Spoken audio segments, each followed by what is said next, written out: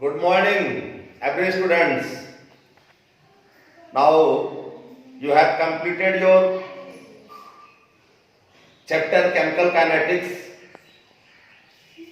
अब आपको इस चैप्टर के कुछ न्यूमेरिकल्स को लेकर आज हम आए हैं, इसके कुछ एक्सरसाइज को लेकर आए हैं, इस आशा और विश्वास के साथ कि आप लोग सब जरूर इस चैप्टर के थ्योरी को, इसका इंपॉर्टेंट पॉइंट्स, इंपॉर्टेंट फार्मूला को याद करके बैठे हुए होंगे और इसका एक्सरसाइज भी आपने प्रारंभ कर दिया होगा। इसमें सारे ऑब्जेक्टिव्स को बना लेना चाहिए और बहुत आसान लगेगा यदि आप पूरे चैप्टर को, इस चैप्टर के पूरे थ्योरी को आत्मसात किए होंगे तो सारे ऑब्जेक्टिव्स भी आप बना लिए होंगे और बना रहे होंगे। न्यूमेरिकल्स भी बनाना है और सब बहुत आसान है। यदि थ्योरी आपका केमिस्ट्री का बहुत क्लियर है तो न्यूमेरिकल्स बहुत आसान, ऑब्जेक्टिव बहुत आसानी से बना सकते हैं। लेकिन अब कहीं कहीं कुछ त्रुटि हो, कोई समस्या हो, कोई प्रॉब्लम हो तो हम कह चुके हैं कि आपको हमसे बराबर पूछते भी रहते हैं कुछ प्रॉब्लम्स। अब हम आज स्टार्ट कर रहे हैं। देखिए, सिविल संसाधनों में आपका एक्सरसाइज कराने में थोड़ी समस्या हो सकती है, लेकिन अब हमने ऐसे कुछ क्वेश्चन को आपके बोर्ड पर लिख दिया है। Just I am going to start numericals related to chemical kinetics. और इसका एक क्वेश्चन हमने लिया हुआ है। एक क्वेश्चन है कि जैसे समय के विभिन्न अंतरालों में इन डिफरेंट टाइम इंटरवल्स किसी प्रतिक्रिया में प्रतिकारक के सांद्रण निम्नांकित पाए गए। कॉन्सेंट्रेशन ऑफ रिएक्टेंट्स इस प्रकार से ऑब्जर्व हुआ कि टाइम सेकंड में है, टाइम इंटरवल प्रति सेकंड जैसे 0 टाइम में, प्रारंभिक समय में प्रतिकारक यदि A है, इस प्रतिकारक A का कॉन्सेंट्रेशन मोल प्रति लीटर में है 182 into 10 to the power -3 in time 10 second. इसका concentration 45 into 10 to the power -3, 20वां सेकंड में इसका concentration 15 into 10 to the power -3 है। तो विभिन्न समय अंतरालों में प्रतिक्रिया के औसत वेग की गणना करें, ऐसा सवाल है। डिफरेंट टाइम इंटरवल्स में प्रतिक्रिया के औसत वेग की गणना करनी है। और औसत वेग का रिप्रेजेंटेशन कैसे करते हैं? प्रतिकारकों को लेकर करते हैं तो माइनस में, प्रतिफलों को लेकर करते हैं तो प्रतिफलों में। क्यों? क्योंकि टाइम इंटरवल के बीतते जाने पर प्रतिकारक का सांद्रण घटता है और प्रतिफल का सांद्रण बढ़ता है। इसलिए प्रतिकारक के सांद्रण को लेकर यदि प्रतिक्रिया का वेग का निरूपण करना हो, उसके औसत वेग का कैलकुलेशन करना हो, तो वह माइनस साइन में प्रतिक्रिया के वेग का निरूपण करेंगे। जैसे इसके लिए यह प्रतिकारकों को लेकर करना है तो ये प्रतिक्रिया का औसत वेग बराबर क्या हो जाएगा? जैसे ये A का डिफरेंट कंसंट्रेशन है, ये A1 है, ये दूसरे टाइम में इसको A2 मान लें, तीसरे टाइम में इसको A3 मान लें। तो ऐसे करके दो विभिन्न समय अंतरालों के बीच प्रतिक्रिया के औसत वेग की गणना की जाती है। तो इसका औसत वेग बराबर हो जाएगा -A2 - A1 by T2 - T1। इसके लिए देख लो, माइनस A2 कितना है? 45 into 10 to the power -3 minus A1 कितना है? 180 into 10 to the power -3 by time change क्या हो रहा है यहां से यहां तक में? T2 - T1, T2 है 10 माइनस T1 है 0। तो इसको अब सिंपलीफाई कर देना है, क्या हो जाएगा? माइनस इंटू माइनस, ये तो प्लस वाला हो जाएगा, plus 180 minus 45 10 to the power -3, तो दोनों में कॉमन हो बाई 10 और सॉल्व कर दो। ये कितना हो गया?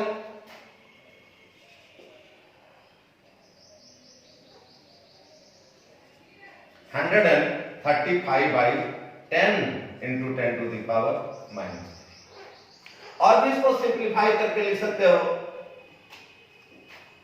ये हो जाएगा 135 by 10 means 13.5 into 10 to the power -3।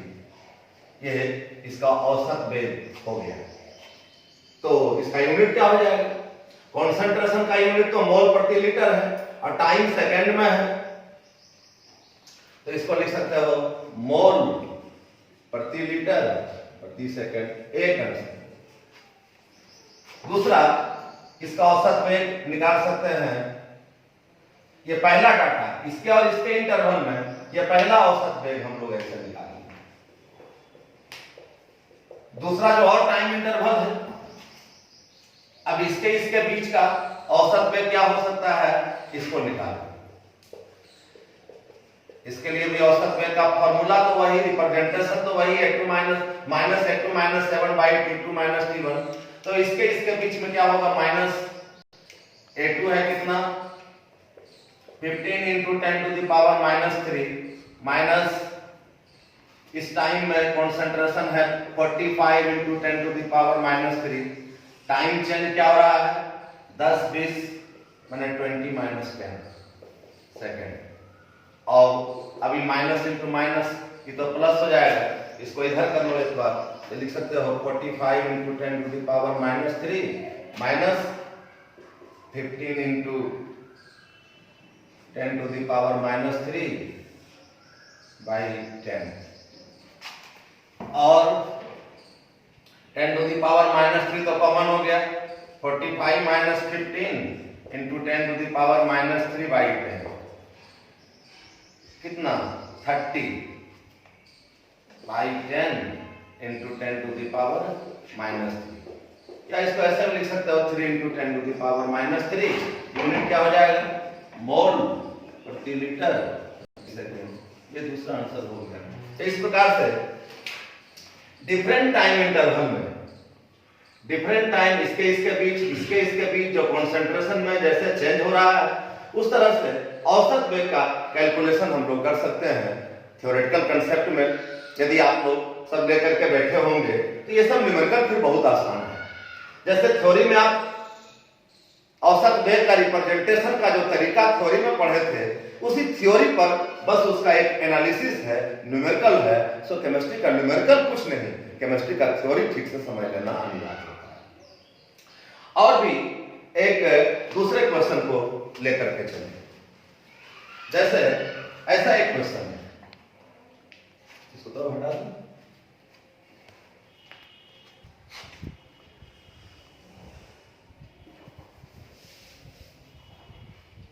अब जैसे ऐसा एक क्वेश्चन है कि कोई पदार्थ A गर्म किए जाने पर वह B एवं C देता है। इस प्रकार से क्या रिएक्टेंट है A या गर्म किए जाने पर टूट जाता है B और C में।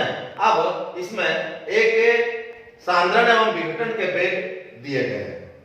जैसे A का सांद्रण है मोल प्रति लीटर में और इसका वेग है माइनस dA/dt मोल प्रति लीटर प्रति सेकंड में। कॉन्सेंट्रेशन ऑफ A, इसका कॉन्सेंट्रेशन 0.10 है, तब इसका वेग इसको लेकर के यदि वेग का रिप्रेजेंटेशन करेंगे तो क्या हो जाएगा माइनस dA/dt। और ये दिया हुआ है मोल प्रति लीटर प्रति सेकंड में। कॉन्सेंट्रेशन जब रिएक्टेंट का 0.10 मोल प्रति लीटर होता है तो इसका वेग है सवाल में दिया हुआ 9 into 10 to the power minus 6। Concentration जब दुगना हो रहा है 0.10 से 0.20 होता है तो इसका कंसंट्रेशन दिया हुआ है सवाल में कि इसका 4 गुना हो रहा है 9 चौक 36। फिर जब इसका कंसंट्रेशन पुनः दुगना हो रहा है 0.2 से 0.4 हो रहा है तो इसका वेलोसिटी इसका ठीक 4 गुना 36 चौक 44 से 144 into 10 to the power minus 6 है।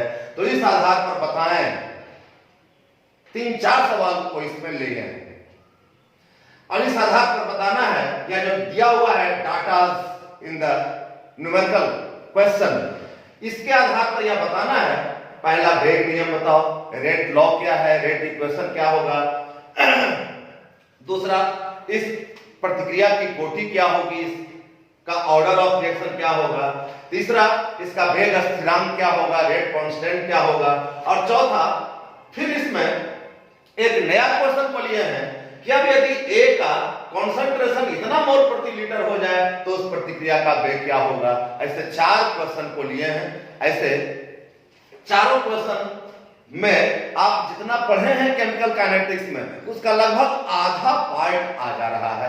इसलिए हमने इस एक लंबे क्वेश्चन को लिया है और छोटा छोटा एक एक क्वेश्चन भी निकालने के लिए परीक्षाओं में रह सकता है। सिर्फ एक वेग नियम निकालने के लिए हो सकता है, सिर्फ प्रतिक्रिया की कोटि निकालने के लिए हो सकता है, लेकिन इन 4 क्वेश्चंस को हम एक जगह लेकर के आप लोग को चाह रहे हैं कि सभी तरह के न्यूमेरिकल से आप वाकिफ करावें।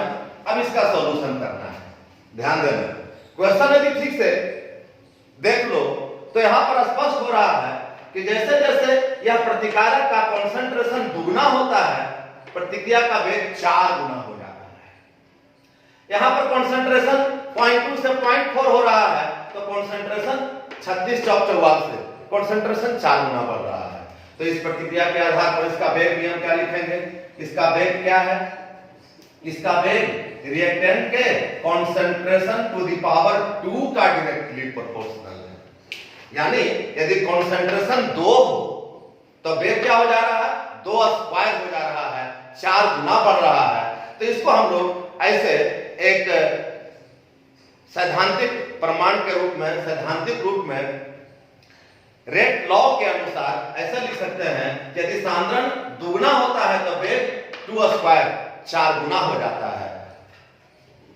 और जैसा दिया हुआ डाटा है इसके आधार पर हम लोग इसका पहला वेग नियम इस प्रकार से लिख सकते हैं कि हियर वेग is directly proportional to the concentration of a to the power 2, या ऐसे भी लिख सकते हैं वेग बराबर एक कांस्टेंट ले ले k, तो लिख सकते हैं k into concentration of a to the power 2। Here a तो यहां प्रोपोर्शनलिटी कांस्टेंट है, लेकिन यहां पर यह k वेग स्थिरांक भी कहलाता है। या क्या क्या कहलाता है यहां पर के लिए? यह वेग स्थिरांक। यह पहला वेग नियम जो लिखने के लिए था यह आंसर हो गया। छोटा छोटा इसी ढंग का एकदम छोटा छोटा प्रॉब्लम अब आजकल परीक्षाओं में पूछा जा रहा है। सीबीएसई बोर्ड का एग्जाम हो, बिहार बोर्ड का एग्जाम हो, या कोई भी स्टेट लेवल के इंटरमीडिएट का किसी भी बोर्ड का एग्जाम हो, ऐसे छोटे छोटे न्यूमेरिकल्स रहते हैं जो कंप्लीट थ्योरेटिकल न्यूमेरिकल थ्योरी पर आधारित होते हैं। यदि आप उस थ्योरी का अच्छा कंसेप्ट रखेंगे तो सब न्यूमेरिकल बहुत आसान हो जाएगा। दूसरा प्रतिक्रिया की कोटि बताना है, ऑर्डर ऑफ रिएक्शन बताना है। तो ऑर्डर ऑफ रिएक्शन की परिभाषा आप लोग पढ़ चुके हैं कि वेग समीकरण में प्रयुक्त सांद्रण पद के घातों को वेग को प्रतिक्रिया की कोटि कहा जाता है। पढ़ चुके हो ऑर्डर ऑफ रिएक्शन की परिभाषा, प्रतिक्रिया की कोटि की परिभाषा, कि किसी भी वेग समीकरण में जो वेग नियम के आधार पर लिखे जाते हैं उसमें प्रतिकारक के सांद्रण के इंडिसेस के योगफल को प्रतिक्रिया की कोटि कहते हैं। तो यहां पर कंसंट्रेशन टू द पावर 2 है, इसलिए इसका ऑर्डर ऑफ रिएक्शन कितना हो गया? 2 हो गया। तीसरा में वेग स्थिरांक निकालना है। अब ऐसे हम लोग वेग समीकरण में चूंकि देख रहे हैं कि वेग बराबर क्या हो रहा है? k into concentration of a to the power 2, इसलिए इसका वेग स्थिरांक के बराबर क्या हो जाएगा? वेग बटा concentration of a to the power 2 बराबर। अब यदि कोई वेग ले लेंगे, जैसे वेग ये लेंगे तो उसका वेग यदि ये लेंगे तो उसका कंसंट्रेशन ये होगा, यदि वेग इसको लेते हैं तो इसका कंसंट्रेशन ये होगा। किसी भी स्थिति में तीनों कंडीशन में वेग इसी एक खास प्रतिक्रिया के लिए जो रेट कांस्टेंट का मान होगा वो हमेशा कांस्टेंट होता है। आप इसको तीनों में निकाल के पा सकते हैं कि रेट कांस्टेंट का मान हमेशा एक ही होता है किसी एक विशेष प्रतिक्रिया के लिए। जैसे यदि यह वेलोसिटी कांस्टेंट हम लोग ले लें, ये इसका वेग है 9 × 10 टू द पावर -6 और इस समय इसका कंसंट्रेशन है 0.1, तो 0.10, इसका मतलब क्या हो गया? 0.1 का मतलब समझ रहे हो? 10 टू द पावर -1। 0.1 को ऐसे लिख सकते हैं 9 × 10 टू द पावर -6। अब 0.1 का मतलब 10 टू द पावर -1, तो ये क्या हो जाएगा? 9 × 10 to the power -5। 9 × 10 to the power -5 या रेट कांस्टेंट का एक्सप्रेशन हो गया। ऐसा यह तीसरा निकालना था। इसी ढंग से यदि इसको लेकर चलेंगे या वेग लेकर चलेंगे तो यहाँ पर कॉन्सेंट्रेशन का मान यह रखना पड़ेगा और उसको भी पुट अप करोगे यदि इस इक्वेशन में तो उसका मान भी वही आएगा। किसी एक विशेष प्रक्रिया के लिए रेट कांस्टेंट का मान हमेशा एक ही होता है। फिर निकालना क्या है? चौथा अब निकालना है, वेग स्थिरांक निकल गया तो अब चौथा फिर निकालना है क्या?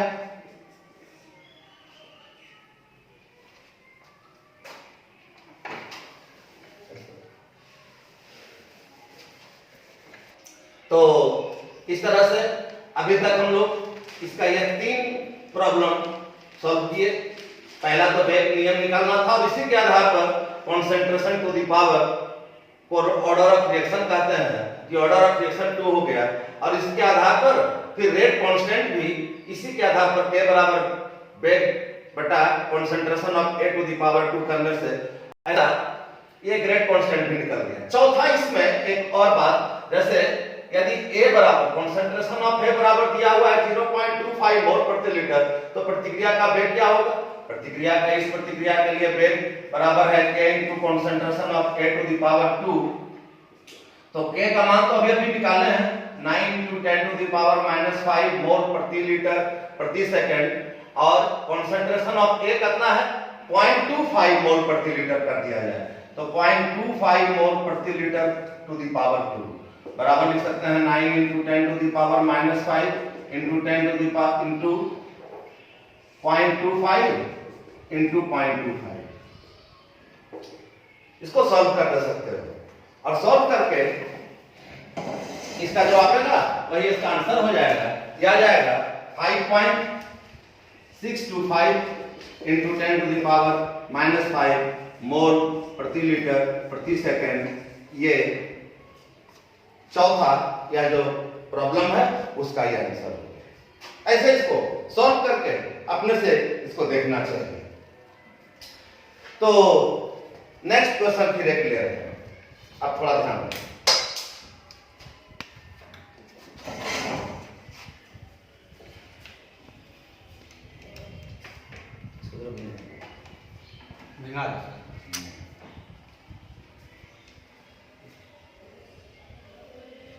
नेक्स्ट क्वेश्चन है कि एक क्वेश्चन है N2O5 निम्नांकित समीकरण के अनुसार विघटित होता है।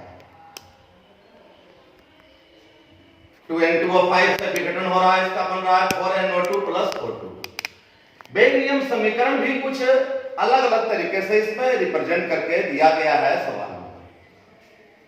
इसको लेकर करेंगे तो minus concentration of D into concentration of N2O5 by dt बराबर K यहां पर रेट कांस्टेंट है into concentration of N2O5 DNO2।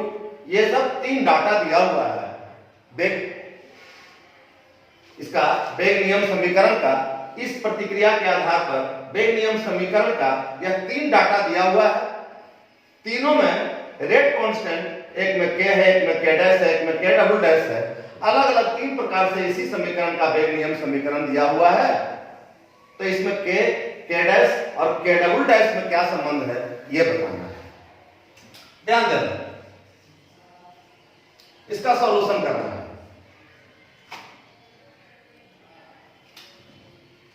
तो नीचे करो।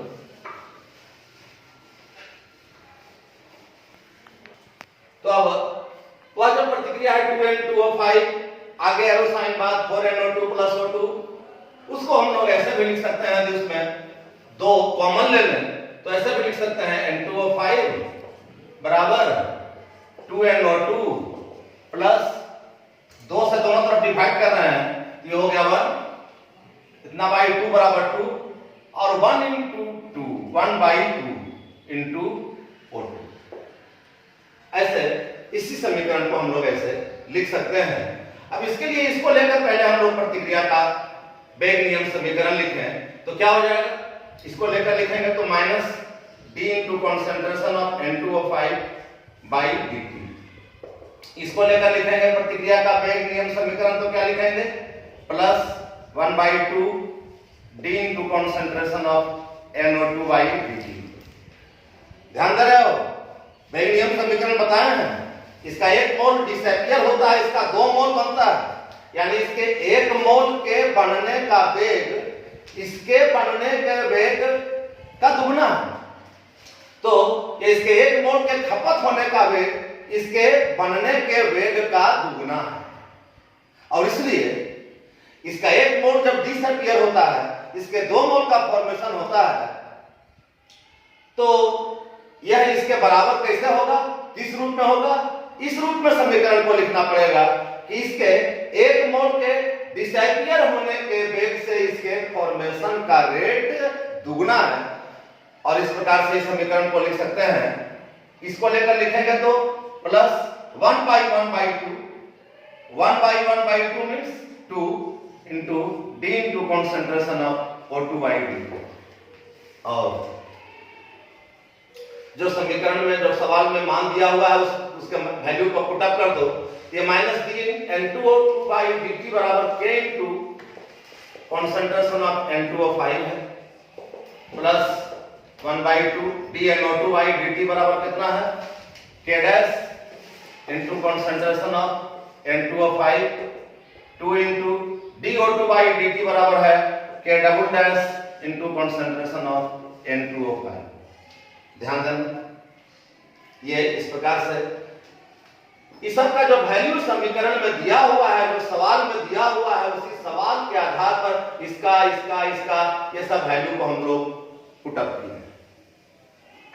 N2O5 तो सब कट जाएगा, तो क्या हो जाएगा? K बराबर हो जाएगा K dash by 2, half K dash by 2, K dash by 2, और ये 2K डबल डैश, क्योंकि ये कैंसिल आउट हो गया। यही K डैश बाई 2 और K डैश और K डबल डैश में संबंध है, यही एक लाइन लिख देना है, यही K डैश एवं K डबल डैश में संबंध, यही आंसर। समझ रहे हो सब? आगे कुछ और क्वेश्चन को लेते हैं।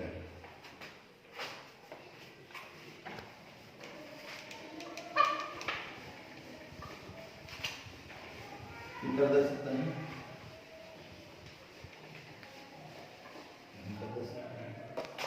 अब आप लोग ऐसे कुछ प्रॉब्लम को पढ़ चुके हैं, आप लोग अपने बुक से एक्सरसाइज करना शुरू कर दीजिए। ऐसे क्वेश्चन हमने आपको एक्सरसाइज के लिए दिया है, ये क्वेश्चन फॉर होमवर्क है। एक सिंपल क्वेश्चन है, प्रतिक्रिया के औसत वेग को निकालने के लिए जैसे हम लोग डिफरेंट टाइम इंटरवल में उस पर दो प्रॉब्लम लिए थे, आप उसका एक क्वेश्चन दे रहे हैं, आप इसको घर पर बैठे बैठे सॉल्व करो और हमको इसका आंसर भेजो मैसेज से, ताकि हम समझ सकें कि आप लोग सब घर में बैठ रहे हो और पढ़ाई के प्रति एक्टिवेट हो चुके हो। दूसरा एक क्वेश्चन ऐसा ले रहे हैं कि एक प्रतिक्रिया प्रथम कोटि की अभिक्रिया है जिसका हाफ लाइफ पीरियड 1117.7 सेकेंड है। इस प्रतिक्रिया के प्रतिकारक को 90% डिसोसिएट होने में, अपघटित होने में आवश्यक समय की गणना करें। तो चूंकि reaction first order of reaction है, इसके लिए जानते हो कि for a first order of reaction T half बराबर होता है 0.693/K। यहां पर K क्या है? रेट कांस्टेंट है। K बराबर रेट कांस्टेंट है for a first order of reaction. इसका टाइम निकालना है। शुरू में यदि इनिशियल कॉन्सेंट्रेशन को यदि हम लोग 100 माने, क्योंकि परसेंट में दिया हुआ है कि प्रतिकारक का 90% डिसोसिएट हो जाता है, उसमें कितना समय लगेगा। तो यदि initial concentration of the reactant A equal to 100 ऐसा हम लोग कहें, तो A minus x concentration of reactant after time T बराबर क्या हो जाएगा? 100 माइनस 90% डिसोसिएट हो गया तो बचा हुआ हो जाएगा 100 माइनस 90 बराबर 10। और ऐसा होने में माने 100 से 10 तक कॉन्सेंट्रेशन मोल प्रति लीटर में होने में आवश्यक समय यदि T हो तो T बराबर क्या होगा? इसको हम लोग फर्स्ट ऑर्डर ऑफ रिएक्शन के वेलोसिटी कांस्टेंट का रेट कांस्टेंट जो है उसके व्यंजक पर बिठा करके निकाल सकते हैं। क्योंकि you know for a first order of reaction के बराबर होता है 2.303 by T into 10 base log A by A minus x. ध्यान दे रहे हो, के बराबर 2.303 by T into 10 base log A by A minus x होता है। अब इसके लिए आवश्यक समय का गणना करना है, तो टी बराबर क्या हो जाएगा 2.303 बाई के into 10 base log A by A minus X, और टी बराबर 2.303 बाई के और first order of reaction T half बराबर होता है 0.693 बाई के, तो के बराबर क्या हो जाएगा, के बराबर हो जाएगा यहां से 0.693 by T half, 0.693 by T half into 10 base log A by A minus x, या इसको ऐसे लिख सकते हैं 2.303 टी हाफ ऊपर जाके into T half by 0.693 into 10 base log A बटा ए माइनस एक्स, और टी बराबर वैल्यू सब पुट अप कर दो 2.303, टी हाफ दिया हुआ है, half life period according to your question 1117.7 second है, तो हम लोग इसमें टी हाफ का वैल्यू दे दें 1117.7 divide by 0.693 into 10 base log A initial concentration 100 A minus X, T समय के बाद बचा concentration 10, now 2.303 into 1117.7, 10 base log 10 का मान भी 1 होता है, जानते हो, यस, बाई 2.693। अब इसको यदि सॉल्व कर दोगे तो सॉल्व करके इसका आंसर निकाल सकते हो, और ऐसे देख लेना सॉल्व करके इसका आंसर नियरली 3714.5 सेकेंड ऐसा आंसर आ जाना चाहिए। इसको सॉल्व करके देख लेना, और फिर यदि कुछ प्रॉब्लम हो तो पूछना। तो बस इसी न्यूमेरिकल के साथ अब हम आप लोगों से आज विदा लेते हैं। अगले दिन फिर कुछ नए न्यूमेरिकल्स को लेकर, इसी चैप्टर से रिलेटेड कुछ नए न्यूमेरिकल्स को लेकर आपके बीच उपस्थित होंगे। कुछ होमवर्क दिए हैं उसको बनाना है, आपके बुक्स में और भी बहुत सारे प्रॉब्लम्स दिए हुए होंगे उसको बनाना है, और उसको बीच में भी हमसे पूछ सकते हो, आप अपने मोबाइल से कांटेक्ट करके भी हमसे पूछ सकते हो। इन्हीं बातों के साथ आज हम आपसे फिर विदा लेते हैं। Thank you very much.